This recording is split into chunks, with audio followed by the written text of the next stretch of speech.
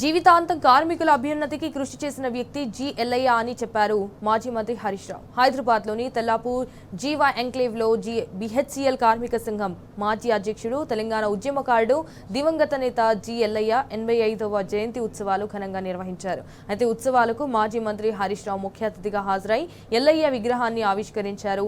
ఎల్లన్న కార్మికుల కోసం, తెలంగాణ కోసం ఎన్నో పోరాటాలు చేశారని చెప్పారు. చివరి శ్వాస వరకు కార్మికుల కోసం, తెలంగాణ కోసం పోరాడారని కూడా కొనియాడారు. అన్ని కార్మిక సంఘాల నాయకులకు ఎల్లన్నను అభిమానిస్తారని పేర్కొన్నారు. అయితే బిహెచ్ఈఎల్ కోసం ఆనాడు ఉన్న దిగ్గజ నాయకులకు వ్యతిరేకంగా పోరాడారని గుర్తు చేశారు. మంచి నాయకుల్లో ఎల్లన్న ఒకడు.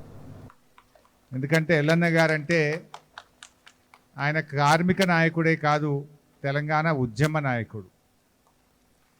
అటు కార్మికుల కోసం ఎంత పోరాడిండో చివరి శ్వాస దాకా తెలంగాణ కోసం కూడా పోరాడినటువంటి ఒక యోధుడు మన ఎల్లన్న. నిజంగా ఈరోజు బిహెచ్ఎల్ ప్రాంతంలో ఎల్లన్న పేరు తెలవని వారు లేరు, ఎల్లన్న సేవలు అందుకోలేని వారు ఎవరూ లేరు.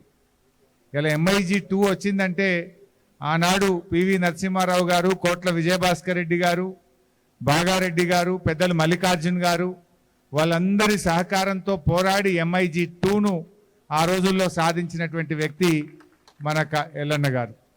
ఒక కార్మికుడిగా జీవితాన్ని ప్రారంభించి బిహెచ్ఈఎల్కు INTUC అధ్యక్షుడిగా, రాష్ట్ర వర్కింగ్ ప్రెసిడెంట్గా, జాతీయ స్థాయిలో ఉపాధ్యక్షుడిగా పనిచేసి మరి కార్మికుల మన్ననల్ని పొందినటువంటి వ్యక్తి మన ఎల్లన్న గారు. గతంలో బిహెచ్ఈఎల్లో అటు ఉత్తర భారతదేశం నుంచి కార్మికులు వస్తున్నారు, రిజర్వేషన్ తొలగించారు. మరి అక్కడి నుంచి CISF కానీ కార్మికులు కానీ వస్తే నా ప్రాణం పోయినా సరే అని చెప్పి పోరాడి ఇక్కడ భూమి కోల్పోయిన బిడ్డలకు దక్కాలి, తెలంగాణ బిడ్డలకి ఉద్యోగాలు దక్కాలని కూడా స్థానికుల కోసం పోరాటం చేసినటువంటి గొప్ప నాయకుడు ఎల్లన్న గారు. ఆయన జీవితం అంతా కూడా, ఆయన శ్వాస, ఆయన ఊపిరి ఉన్నంత వరకు అటు కార్మిక సంక్షేమం కోసం, తెలంగాణ రాష్ట్రం కోసం పోరాడినటువంటి ఒక నిబద్ధత కలిగిన నాయకుడు.